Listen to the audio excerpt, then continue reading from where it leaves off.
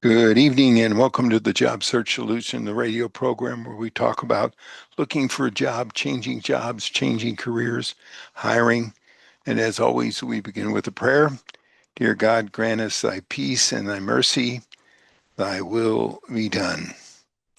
And in just a few minutes, as always, we'll have Rich Levinsky with us talking about consultants in the workplace.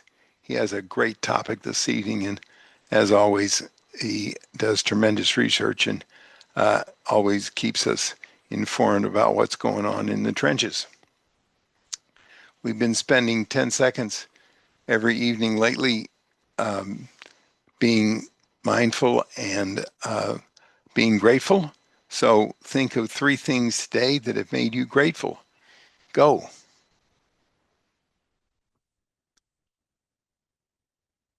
You just can't be unhappy when you're grateful.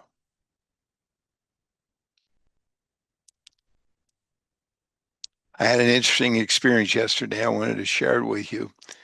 Uh, it's something that I've learned since 1973 to that that comes about from time to time, uh, probably at least once a month. I got a call from a hiring authority that I've tried to do business with over the years, and uh, needless to say, he's always been a horse's patoot in the process.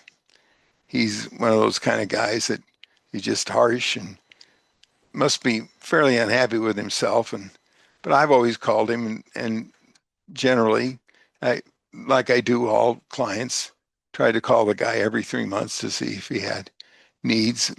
And every once in a while, he'd get a hold of me and he'd answer the phone and he'd say, I don't need a recruiter. I've never used a recruiter. I've never had to use a recruiter. I only hire people that I know and I don't need a recruiter and never used one. And how you guys exist, I don't know. And just would rant and rave. And I'd say, wait, wait, wait. Now look, Ed, his name's Ed. You never know. You may need a recruiter sometime to find a good talent, and hey, you may need one yourself. You never know. But have a nice life. And quietly, I hung up the phone, and I think about put the guy's name on the prayer list because he was obviously having a rough life because he was just harsh all the time. But you run into people that are that way. They're just having a bad day. Some people have bad days all the time, I guess. But I can't let that bother me. And most of the time, and there are times when I think, why do I want to call this guy? Well, he may have a need, and my job is to help people out. I have to love them. I don't have to like them. And so I would call him religiously the way I was supposed to, the way I was taught to. And one time he did actually send me to one of his subordinates where we did get an opportunity to fill a job. And one of my associates did fill a position with them. But for the most part, over probably about 20 years, he was a horse's patoot every time I called. Yesterday, he calls me, acts like nothing ever happened. Nothing ever happened. He needs a job. He got fired. Well, he didn't get fired. He got laid off because his company was sold.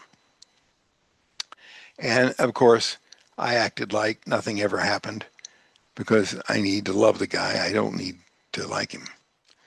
My job is to find him a job, to help him find a job, not to necessarily teach him anything other than that. And I am doing that. I asked him for his resume and I'm going to interview him this afternoon. He's actually got some pretty good experience, and how I wonder he's done as well as in his life as he's done by being such a horse's patoot. I'll never know. And maybe he shows different sides of himself to different people. That's beyond me and beyond my pay grade. The point is that it's just good to be nice to people all the time. You never know when you're going to need somebody. Um, Most people would probably secretly tell this guy to buzz off and not help him at all. And uh, he's got good skills and he's got a good track record. I don't know if he was that way with everybody or just with me. Maybe it's just with me. Maybe it's my personality. Heck, I don't know. But he needs me and I probably need him. And hopefully one of my clients will need him. I don't have to judge him that way. I have to judge him by his track record and his ability to do the job. And that's what I'm supposed to do, and that's what I'm going to do. But it'd sure be a whole lot easier to work with the guy if he had been nice. But it was always such a stark um, a reality. Every time I would dial the phone and end up trying to call the guy, I was going to get that same business all the time. In fact, I remember two or three times he wouldn't say anything. He just hang up on me.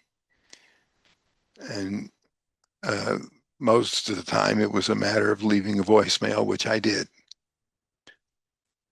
It's probably a lot easier to go through life being nice. Just that's all there is to it. He's probably had a rough life. I don't know. I'm going to give him the benefit of the doubt. It's my job to help him find a job, not necessarily my job to judge him. But be nice to everybody.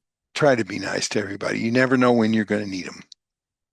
Uh, there was a time in my career when I was a lot younger where I probably would just say, buzz off, I don't need him.